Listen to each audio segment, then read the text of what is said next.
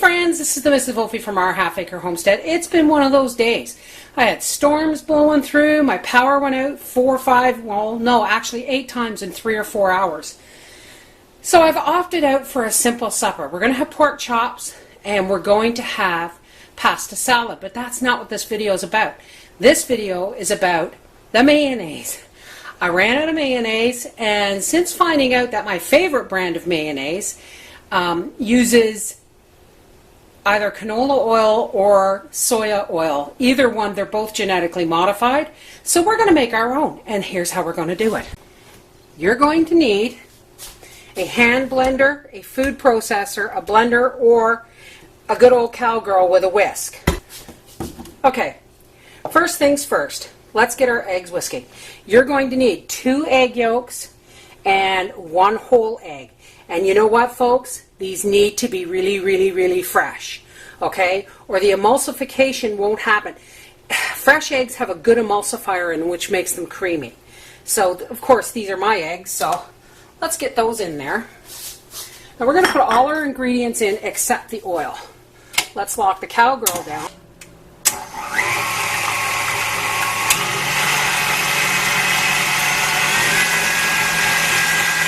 Okay. To that, we're going to add about a tablespoon of lemon juice. Fresh squeezed is better, but we don't have fresh squeezed. Then we're going to add about a third of a teaspoon of dry mustard powder. Some fresh ground pepper, about a quarter teaspoon. You can dress this up however you want. You can use onion powder, you can use garlic powder, but I'm just going to keep this pretty plain. Then we're going to put in a half a teaspoon of salt, and of course I'm using my pink Himalayan salt. Okay, while that's whipping, let's put this girl all the way up. Let's get our oil ready. You're going to need 1 cup of safflower oil, some people say, but I'm going to use 1 cup of sunflower oil and 1 cup of olive oil, not extra virgin. And that will bring this up to 2 cups of oil.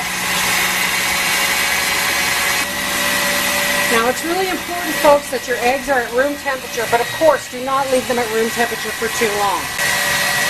Now see how nice and creamy that's whipping up?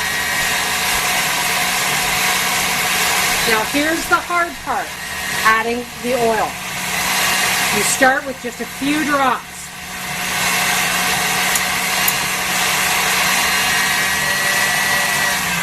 Let's turn that down just a little bit so we can hear better. A few drops at a time.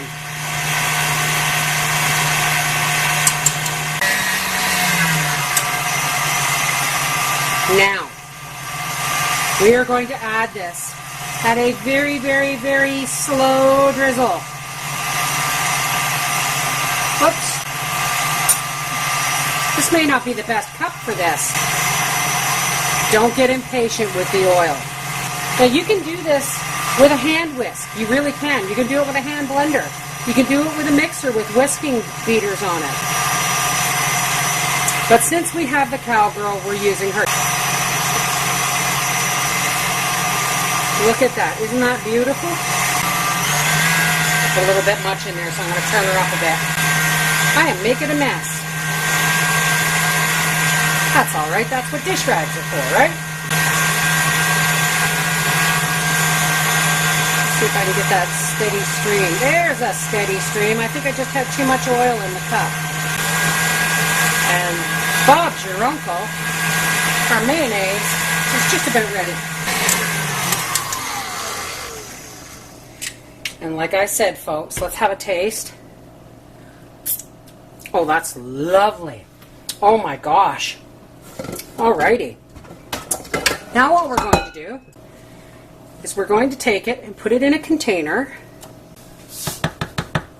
Isn't that beautiful? Thank you, cowgirl. As usual, you've done a wonderful job. All this is is about 3 cups of cooked pasta, maybe 4, 2 carrots diced fine, 2 stalks of celery diced fine, and 1 medium onion. That's all this is. Let's give this spoon a wipe. We don't want to cross-contaminate. And I'm just going to take a couple of spoonfuls of our homemade mayo. Let's give it a good dollop. And I'm going to cover this up. Now normally in a pasta salad, I would use tuna or some diced chicken, but we're having pork chops. And let's just stir that in there. Isn't that pretty? All the things that are important in food are taste, color, presentation, texture.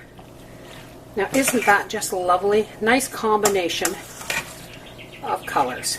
This is the Mrs. Wolfe from Our Half Acre Homestead saying, homemade mayo. How easy was that? Bye-bye.